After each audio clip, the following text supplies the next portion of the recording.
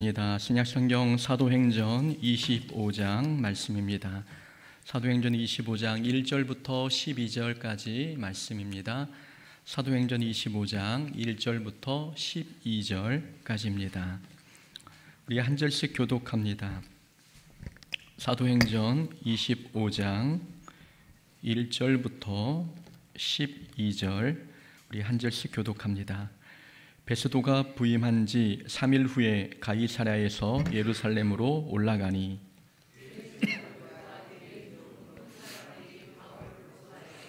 베스도의 호의로 바울을 예루살렘으로 옮기기를 청하니 이는 길에 매복하였다가 그를 죽이고자 함이더라.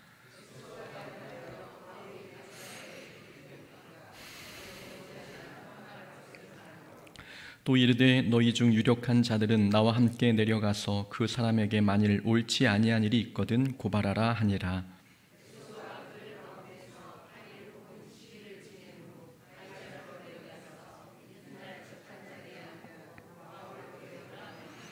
그가 나오매 예루살렘에서 내려온 유대인들이 둘러서서 여러 가지 중대한 사건으로 고발하되 능히 증거를 대지 못한지라.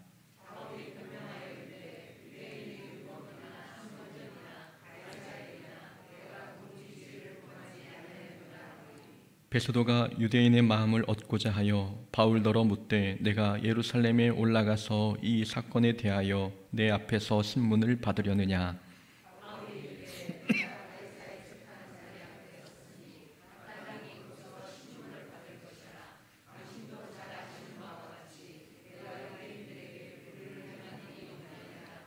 만일 내가 불의를 행하여 무슨 죽을 죄를 지었으면 죽기를 사양하지 아니할 것이나 만일 이 사람들이 나를 고발하는 것이 다 사실이 아니면 아무도 나를 그들에게 내줄 수 없나이다. 내가 가이사께 상소하노라 한대 베스도가 배석자들과 상의하고 이르되 내가 가이사에게 상소하였으니 가이사에게 갈 것이라 하니라.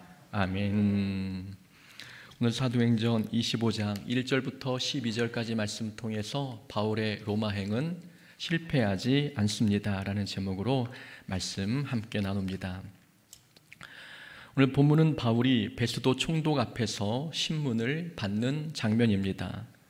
24장에서는 벨릭스 총독에게 신문을 받았는데 오늘 본문에서는 또 다른 인물 베스도가 등장했습니다.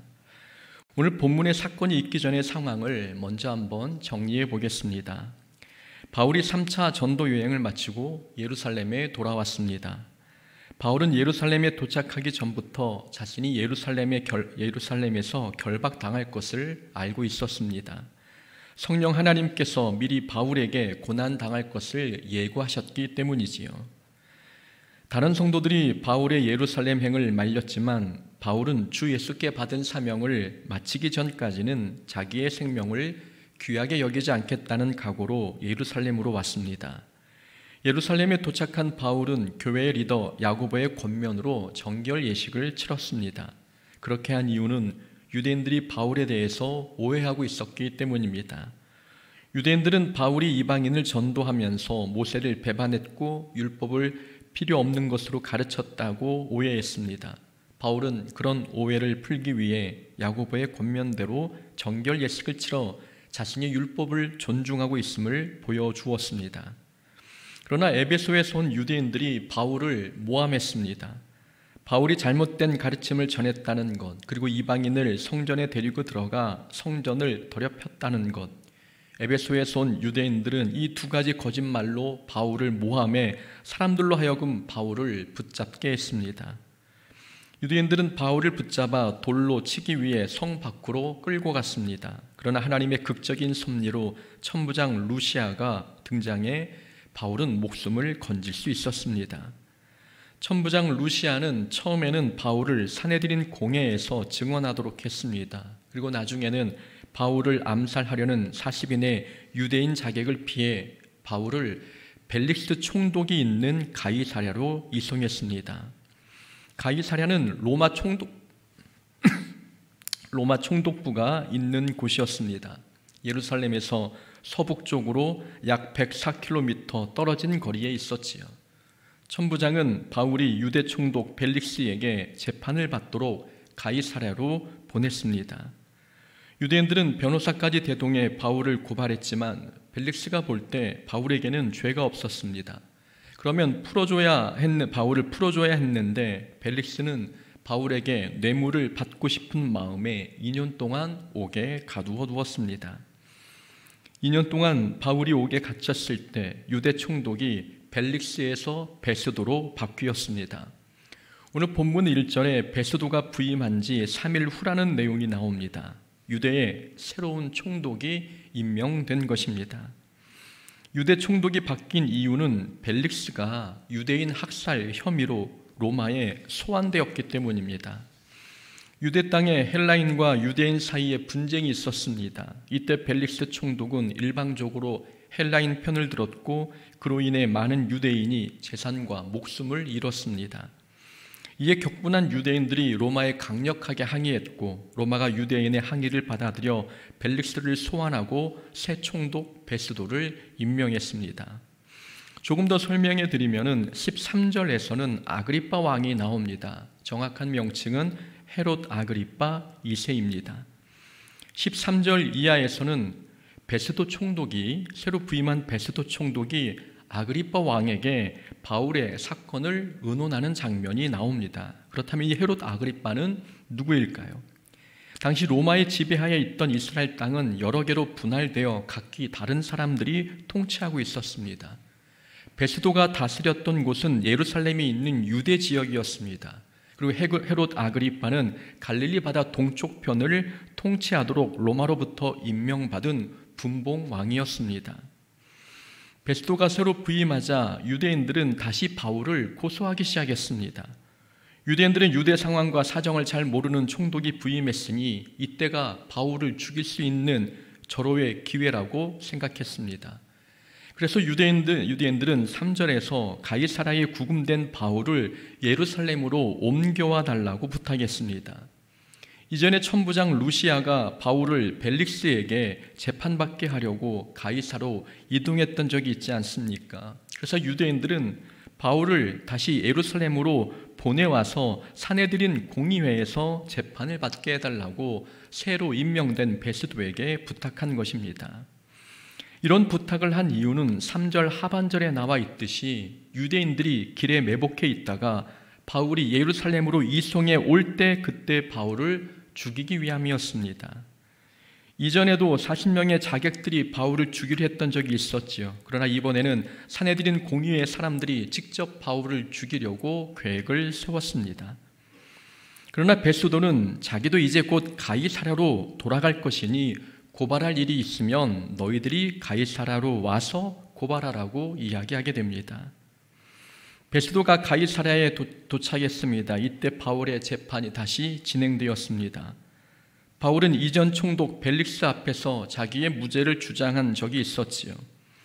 그러나 총독이 바뀌니 바울은 또다시 자기의 무죄를 변론해야만 했습니다. 바울은 8절에서 그리고 10절에서 자기의 무죄를 주장했습니다. 베스도 총독은 무죄를 주장하는 바울에게 9절에서 예루살렘에 가서 신문을 받겠느냐라고 물었습니다. 베스도는 자기가 신문하여 바울의 무죄를 증명해도 되었는데 유대인들의 환심을 얻기 위해 바울을 예루살렘으로 다시 보내려 했던 것입니다. 그래서 바울은 가이사에게 상소했고 12절에서 그래서 베스도는 바울을 로마 가이사 왕에게 보내기로 결정했습니다. 사도행전 22장부터 시작한 바울의 신문 내용이 26장까지 지속되고 있습니다. 바울이 신문당하는 내용이 사도행전에 이렇게 많은 분량을 차지하고 있다는 것이지요. 바울은 사내들인 공의에서 신문받았고 벨릭스 앞에서 신문받았으며 그리고 베스도 앞에서 신문을 받았고 그 다음에 25장 13절 다음 주에 살펴볼 내용에는 또다시 아그리빠 왕 앞에서 신문을 받는 내용이 언급됩니다. 성경은 왜 이렇게 바울의 신문받는 사건의 많은 분량을 할애한 것일까요? 이유는 하나님께서 바울을 어떻게 로마에까지 인도하셨는지 보여주기 위함이었습니다. 수많은 대적과 수많은 원수가 있는 이런 상황 속에서 하나님의 계획과 역사하심은 실패하지 않는다는 것을 가르쳐주는 그런 의미가 있는 것입니다. 바울은 죄가 없는데도 결박당에 옥에 갇혔습니다. 통치권자도 바울이 죄가 없다는 것을 알았지만 석방하지 않았습니다.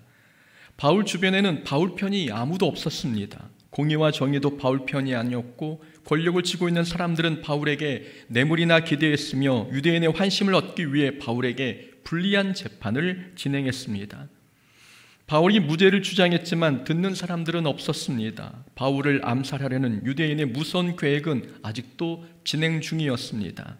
바울의 현재 상황은 사람도 환경도 자기 편이 아닌 억울하고 절망적인 상황이었습니다. 그러나 이런 상황 속에서도 바울을 향한 하나님의 계획은 진행되고 있었습니다. 12절에서 내가 가이사에게 상소하였으니 가이사에게 갈 것이라. 베스도가 바울을 로마에 보내기로 결정했다는 말입니다. 이것은 바울을 향한 하나님의 계획이 실패하지 않는다는 것을 보여줍니다. 바울의 상황이 아무리 최악으로 흘러가도 바울을 향한 하나님의 계획, 곧 로마에 가서 복음을 전하고자 하는 하나님의 계획은 반드시 성취됩니다. 이걸 보여주기 위해 사도행전의 저자 누가는 바울의 재판 과정에 많은 분량을 할애한 것입니다. 하나님께서 바울에게 불리한 상황을 어떻게 바울에게 유리한 쪽으로 끌고 가시는지 직접 눈으로 확인하게 하시기 위한 방법입니다. 우리를 향한 하나님의 계획도 실패하지 않습니다. 그러니 사람과 상황이 내 편이 아니어도 낙심하지 않아도 됩니다. 2년 동안 옥에 갇혀있던 바울의 상황이 조금도 나아지지 않은 것처럼 우리도 열심히 살아도 상황이 좋아지지 않을 수 있습니다. 그럴 때도 낙심하지 말아야 합니다. 사람이 걸림돌이 되고 상황이 방해꾼이 되어도 우리는 실망하지 말아야 합니다. 어떤 상황에서도 우리를 향한 하나님의 계획은 반드시 성취되기 때문입니다. 우리의 하나님은 사람의 반응이나 환경과 조건에 영향을 받는 분이 아니십니다. 하나님은 사람과 상황을 도구 삼기도 하시지만 그런 도구가 없으면 하나님께서 직접 일하시기도 하십니다. 하나님은 무에서 유를 창조하시고 사막에 강을 그리고 광야에 길을 내시는 분이십니다. 그런 전능하신 하나님께서 사람과 상황이 협조적이지 않다고 해서 하나님의 계획에 실패하시겠습니까? 그렇지 않습니다. 하나님은 이 세상의 어떤 권력자보다도 크시고 세상 만물과 역사를 주관하시는 분이십니다. 피조세계 안에 있는 어떤 존재도 하나님의 계획을 방해할 수 없다는 말씀입니다.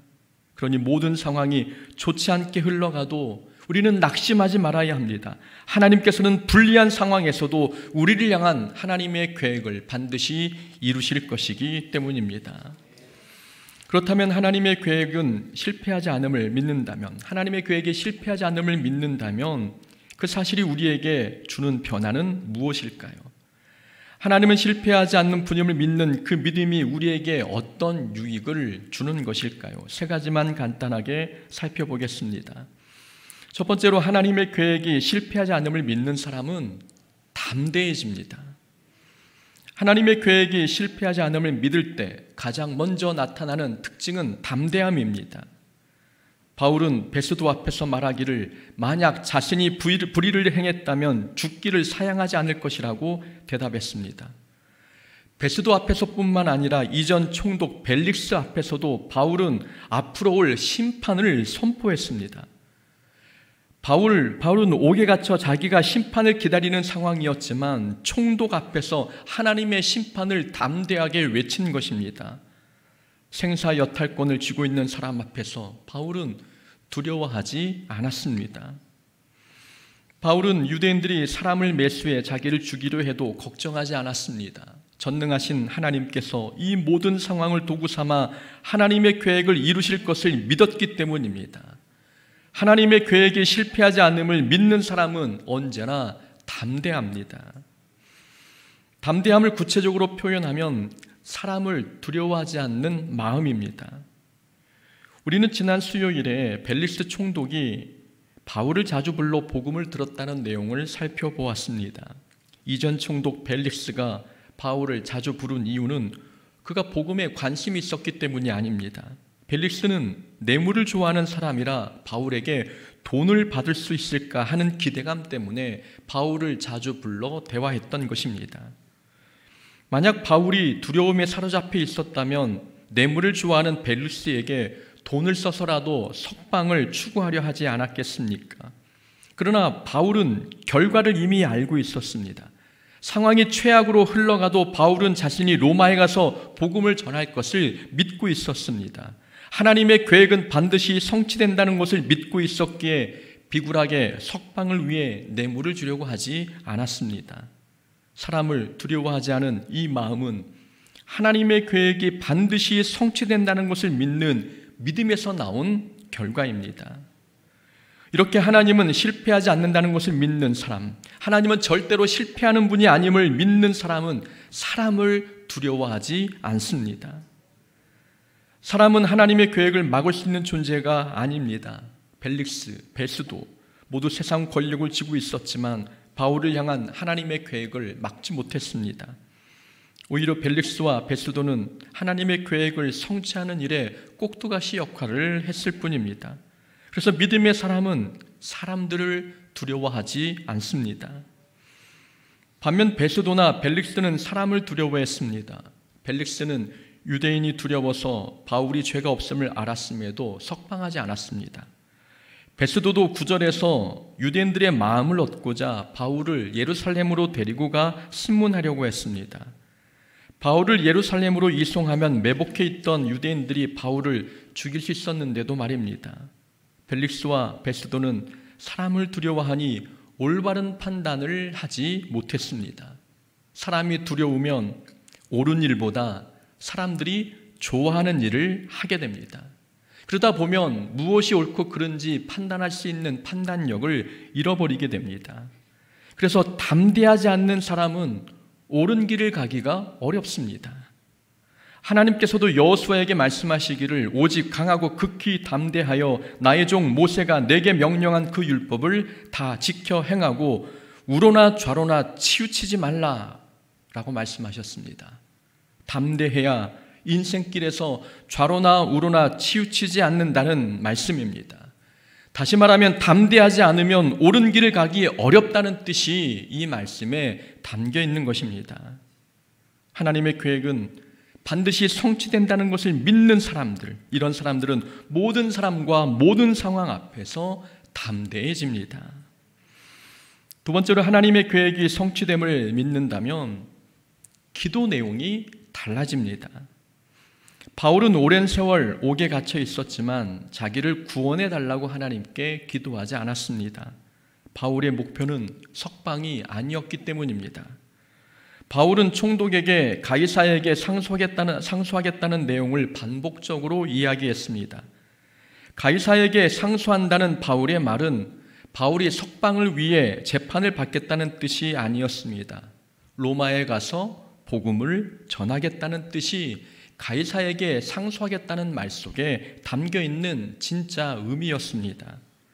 이렇게 바울이 상소한 이유는 석방을 위해서가 아니라 자기에게 주어진 사명을 이루기 위한 것이었습니다. 그래서 26장 32절 뒷부분에 보면 아그리빠 왕이 베스도에게 말하기를 바울이 만일 가이사에게 상소하지 않았으면 석방될 수 있을 뻔하였도다라고 이야기하게 됩니다.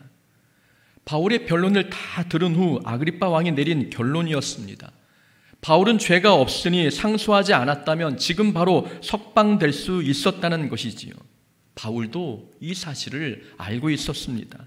그런데도 바울은 가이사에게 상소했습니다. 이유는 바울은 석방이 목적이 아니라 로마에 가서 복음을 전하는 것이 목적이었기 때문입니다.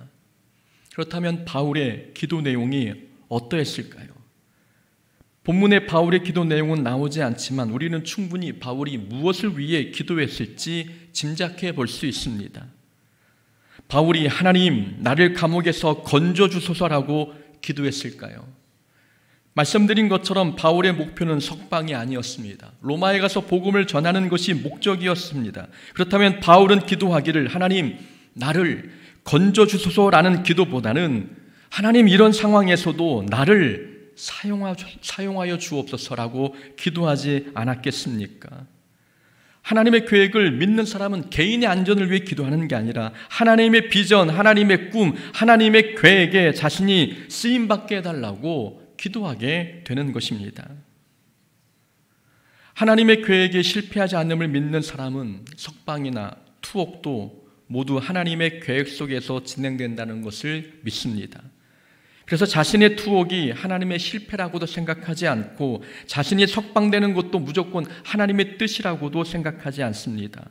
석방과 투옥은 모두 하나님의 계획 속에 진행되는 것이니 하나님의 계획을 믿는 사람은 석방이 하나님의 뜻이면 석방이 될 것이고 투옥이 하나님의 뜻이라면 계속 감옥 안에 있게 될 것을 믿습니다.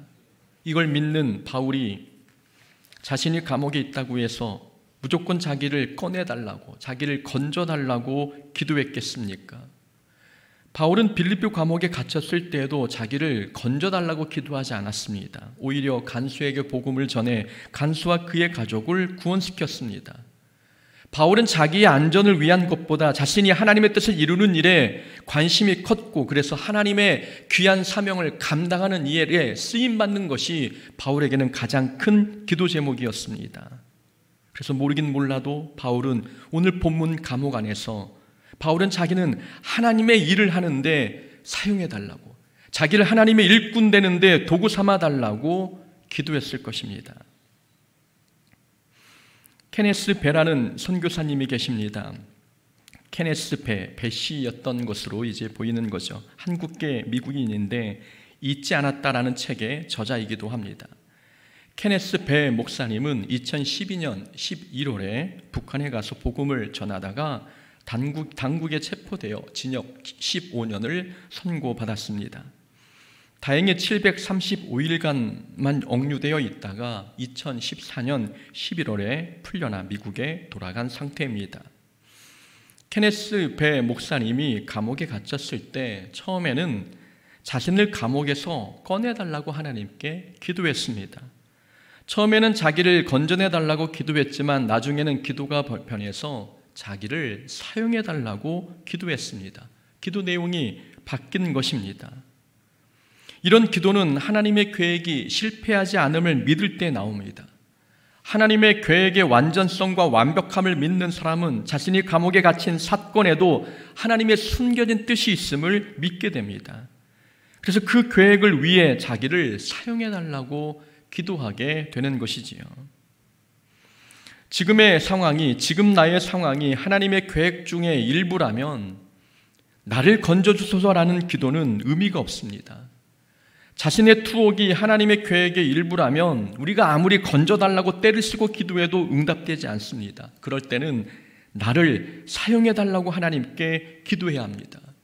이런 상황에 나를 인도하신 분은 하나님이시니 하나님의 뜻을 이런 상황에서 발견하게 하시고 이런 상황에서조차 하나님의 뜻을 이룰 수 있도록 나를 사용해달라고 기도하는 것, 이런 기도가 하나님의 계획은 실패하지 않음을 믿는 사람들이 할 수 있는 기도입니다. 우리도 하나님의 계획에는 한치 오류도 한치 오차도 없다는 것을 믿고 있습니다. 그렇다면 우리 기도 내용도 달라져야 합니다.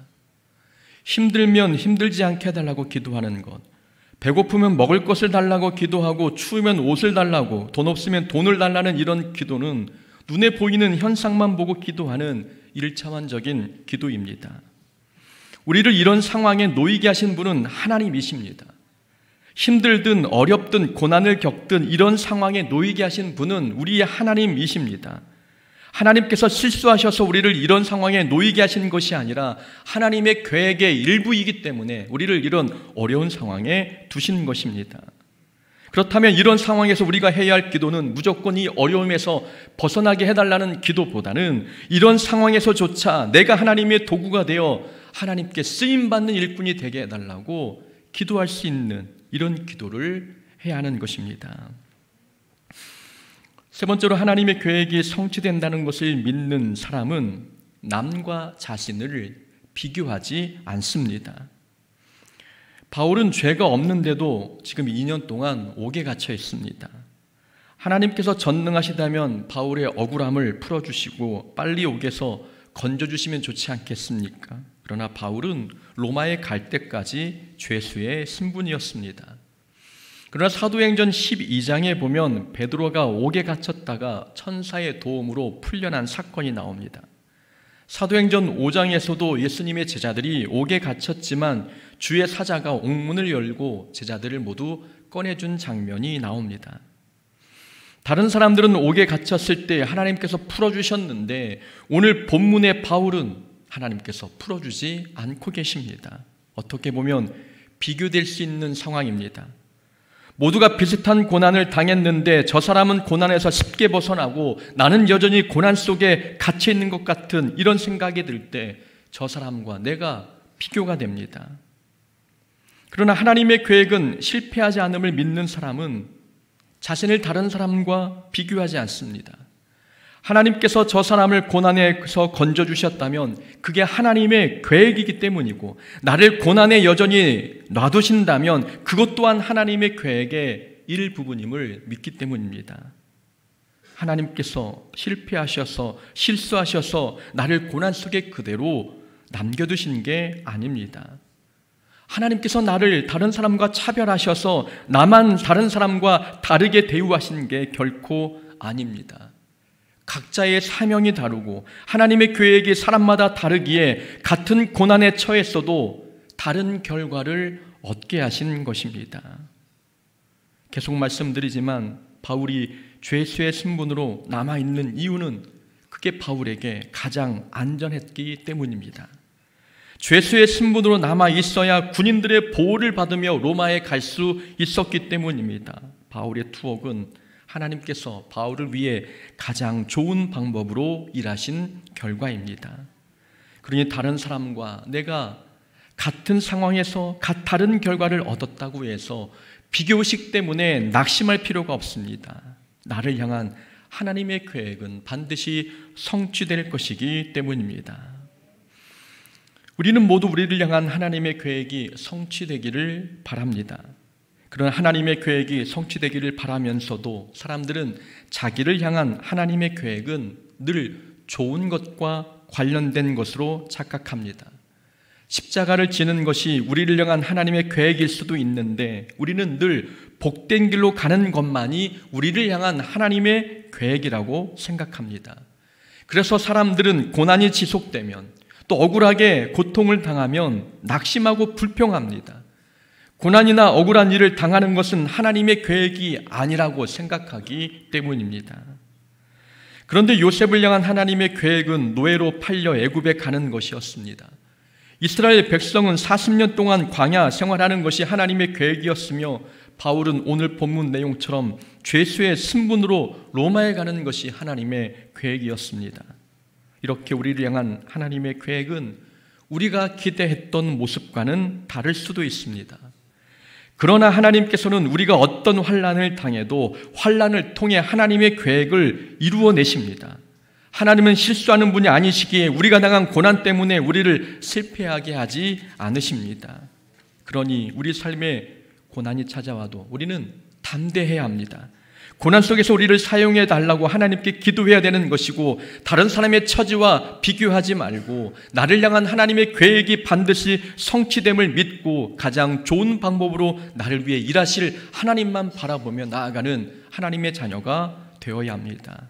그런 하나님 바라보면서 오늘도 하나님께서 우리를 어떻게 인도하실지 믿음의 기대감을 갖고 살아가는 복된 하루 되기를 주의 이름으로 축원합니다. 아멘.